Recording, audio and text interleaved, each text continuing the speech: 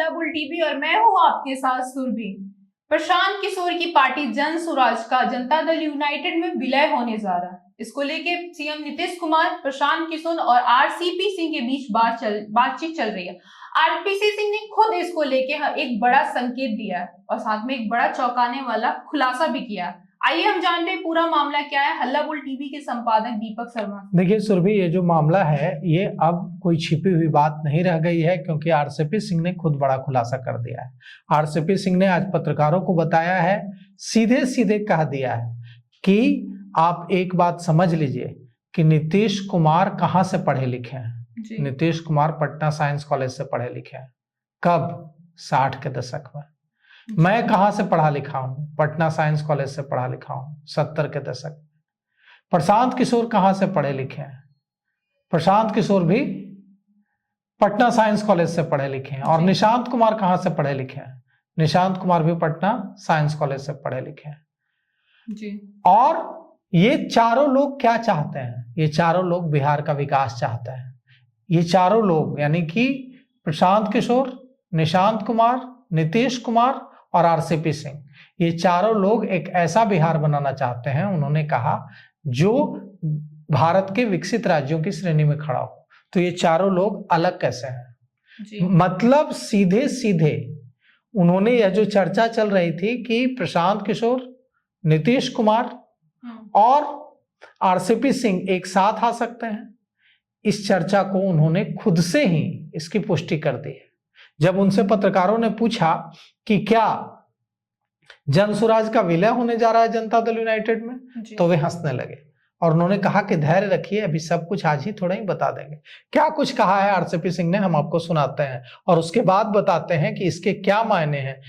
इससे साफ है कि बैकडोर बातचीत, पर्दे के पीछे बातचीत प्रशांत किशोर, नीतीश कुमार और आरसीपी सिंह के बीच चल रही है। प्रशांत किशोर, आरसीपी सिंह और नीतीश कुमार के बीच क्या खिचड़ी पक रही है, इसका अंदाजा आपको आरसीपी सिंह की बात सुनकर हो जाएगा। तो हमारा घर कहाँ है?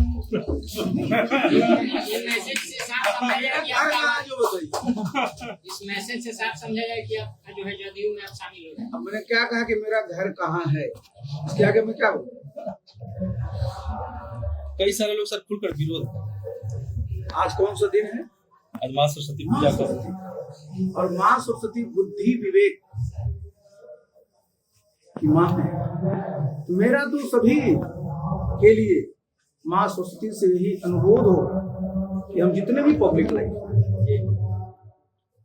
तो जब भी हम किसी चीज के बारे में बोलें तो हमारी कंठ में बैठ कर करके ऐसी भाषा का प्रयोग करें जिससे कि सबका शुद्ध हो। तो आप जानते ना कि कई बार वो इतिहास में कई लोगों की जिह्वा पर बैठ गई तो पूरा इतिहास ही बदल गया। तो मैं यही प्रार्थना करूंगा उनसे कि अगर किन्हीं को अपनी बात को, आज तो बसंत पंचमी है, माँ सरस्वती का दिन है, तो सब लोग अपनी तीखी से तीखी बात मधुर भाषा में रखें। यही मेरा सलाह है। सर, सूबे के मुख्यमंत्री पूरे बिहार भ्रमण पर निकले हुए समृद्धि यात्रा के माध्यम से, उसको लेकर भी कोई अवसर? देखिए, एक बात मैं तो नीतीश बाबू से 25 वर्षों से संबंधित रहा हूँ। 40 वर्ष का जब मैं था तब उससे उनके साथ रहा। 65 साल तक तो मैं, 65 वर्ष जब मेरा हुआ तब तक मैं था।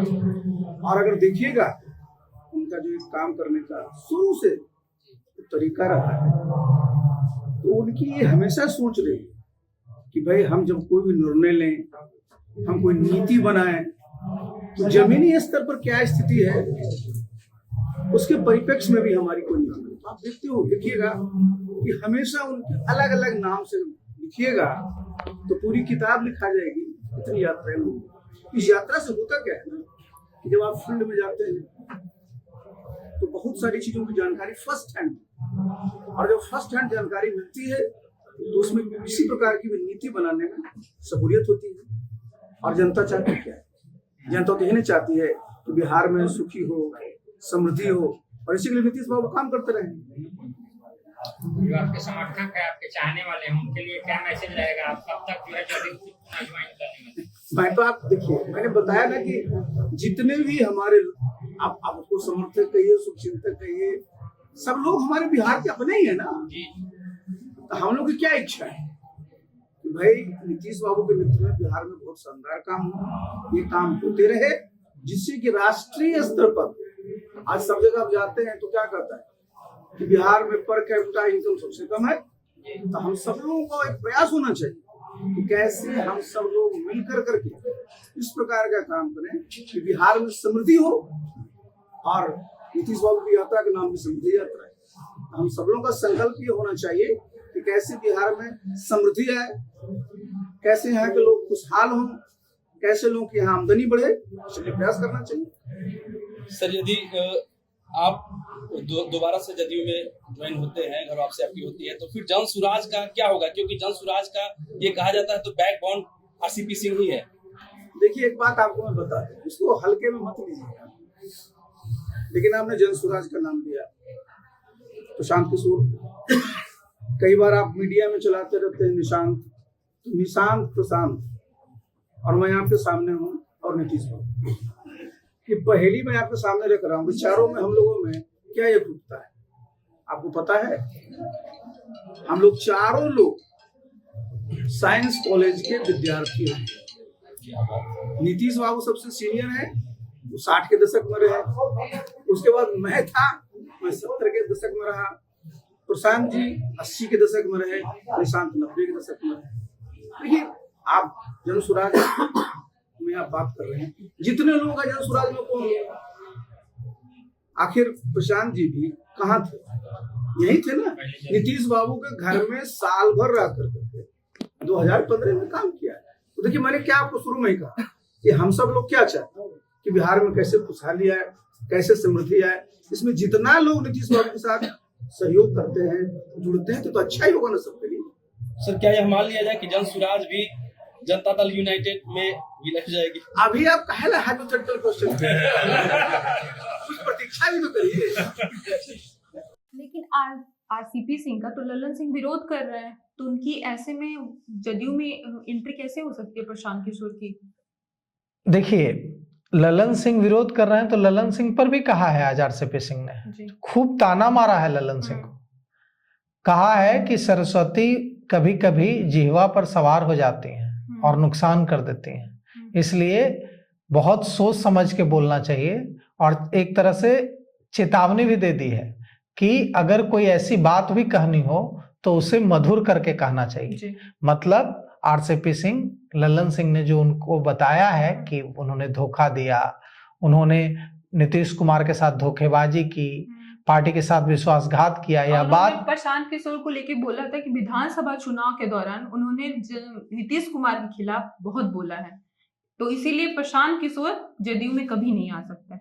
देखिए सवाल ये उठता है कि राजनीति में कोई स्थायी दुश्मन और स्थायी दोस्त नहीं होता है, न कोई परमानेंट दोस्त होता है और न कोई परमानेंट शत्रु होता है। यहाँ रिश्ते बदलते रहते हैं। आज जो दोस्त है कल वो दुश्मन हो जाता है, और आज जो दुश्मन है वो कल दोस्त हो जाता है। तो ऐसा नहीं है कि प्रशांत किशोर नीतीश कुमार साथ नहीं आ सकते हैं, ऐसा नहीं है कि प्रशांत किशोर और आरसीपी सिंह साथ नहीं आ सकते हैं। आरसीपी सिंह ने तो खूब बोला था एक समय नीतीश कुमार के खिलाफ, उपेंद्र कुशवाहा ने भी खूब बोला था। एक समय ललन सिंह और नीतीश कुमार के भी रिश्ते 2010 में काफी खराब हुए थे। लेकिन सवाल उठता है कि दोस्ती हुई ना, संबंध फिर से अच्छे हुए, तो ऐसा नहीं है कि आरसीपी सिंह की वापसी नहीं हो सकती है। आज आरसीपी सिंह ने जो संकेत दिए हैं वो संकेत बड़े गहरे हैं। आरसीपी सिंह की बातों से एकदम साफ है कि आरसीपी सिंह अकेले जाने के लिए बात नहीं कर रहे हैं। आरसीपी सिंह प्रशांत किशोर को साथ लेकर जाने की बात कर रहे हैं, पूरे जन सुराज का विलय कराने की बात कर रहे हैं जदयू में। इसके लिए बातचीत करने की बात हो रही है। और अगर आरसीपी सिंह ने कैमरे के सामने, पत्रकारों के सामने इतना बड़ा आज खुलासा किया है, तो प्रशांत किशोर की बिना सहमति के तो ये बात नहीं कही होगी। इसका मतलब यह है कि बैकडोर से बातचीत चल रही है। प्रशांत किशोर की पार्टी का विलय हो सकता है जनता दल यूनाइटेड में, और अगर प्रशांत किशोर की पार्टी जन सुराज का जनता दल यूनाइटेड में विलय होता है तो यह बहुत बड़ी खबर होगी। बहुत बड़ी खबर किस मामले में होगी कि फिर आपको पता है होगा सुरभि कि जब प्रशांत किशोर बिहार आए थे तो वे कहाँ रहते थे? प्रशांत किशोर सीएम हाउस में रहते थे। जी। मुख्यमंत्री नीतीश कुमार ने उनको कहा कि आप कहीं और क्यों रहिएगा, आप मेरे साथ मुख्यमंत्री आवास में रहिए। और ऐसे समय में जब बड़े बड़े नेताओं मंत्रियों की एंट्री नहीं थी, उनको समय लेना पड़ता था सीएम हाउस में आने के लिए, तब प्रशांत किशोर सीएम आवास में ही रहते थे। जी। तो जब नीतीश कुमार ने इस हद तक भरोसा किया प्रशांत किशोर पर कि उन्हें अपने मुख्यमंत्री आवास में रहने के लिए जगह दी, रहना शुरू कर दिया। जी हाँ। कहा कि आप यहीं रहिए, आप कहीं और क्यों रहिएगा। जब नीतीश कुमार ने आरसीपी सिंह पर इस कदर भरोसा किया कि पार्टी में उनकी नंबर 2 की भूमिका थी, उनको राष्ट्रीय अध्यक्ष बनाया। आरसीपी सिंह नेता थोड़े ही थे, आरसीपी सिंह नालंदा के रहने वाले हैं, यूपी कैडर के आईएएस अधिकारी थे। जी। नीतीश कुमार जब केंद्र में मंत्री बने तो उनका परिचय हुआ, आरसीपी सिंह से पता चला कि नालंदा के ही हैं। तो फिर जब वे यहां मुख्यमंत्री बने तो उनको प्रधान सचिव बनाया आरसीपी सिंह को। धीरे धीरे आरसीपी सिंह की पकड़ मजबूत होती चली गई। बाद में वे उन्हें राजनीति में लाए नीतीश कुमार, और राजनीति में ही नहीं लाए, उन्हें धीरे धीरे करते करते इतने मजबूत हो गए कि उन्हें पार्टी में राष्ट्रीय अध्यक्ष बनाया गया। 2 नंबर की भूमिका में थे आरसीपी सिंह।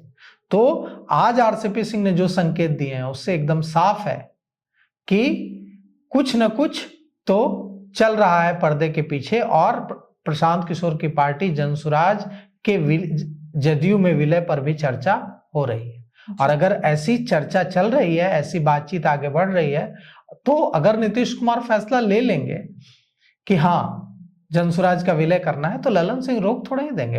नेता तो ललन सिंह की बात सुनते हैं नीतीश कुमार। जो नीतीश कुमार जिन कुछ लोगों पर बेहद भरोसा करते हैं, उनमें 2 लोग हैं, ललन सिंह और विजय चौधरी। ये ललन सिंह और विजय चौधरी दोनों नीतीश कुमार के एकदम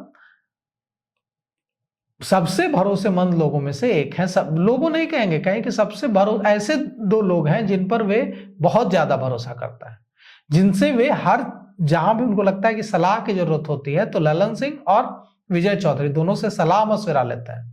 हर किसी को इच्छा होती है कि किसी मुद्दे पर सलाह लें किसी से, तो वे ललन सिंह और विजय चौधरी से बात करता है।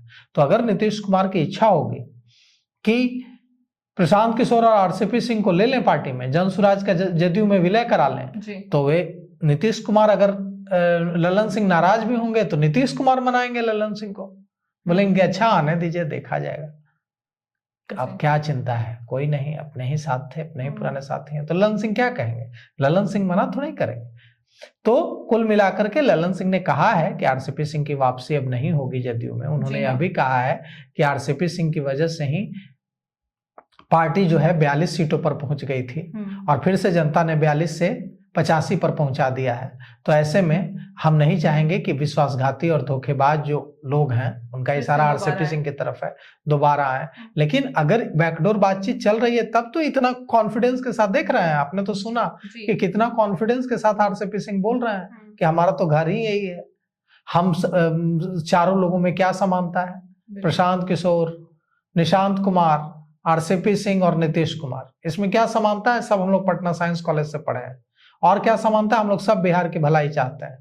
और जब ये पूछा गया कि क्या विलय होगा, तो उन्होंने कहा कि सब आज ही बुलवा दीजिएगा, इनकार नहीं किया। मतलब बातचीत चल रही है। आरसीपी सिंह ने साफ तौर पर संकेत दे दिया कि प्रशांत किशोर की पार्टी जनसुराज का आगे जाके जदयू में विलय हो भी सकता है, ऐसा संभावना है। इसको लेके आपकी क्या राय है, हमें कमेंट करके जरूर बताएं। फिलहाल इस पेशकश में इतना ही। तमाम खबरों के लिए देखते रहे हल्ला बोल टीवी। धन्यवाद।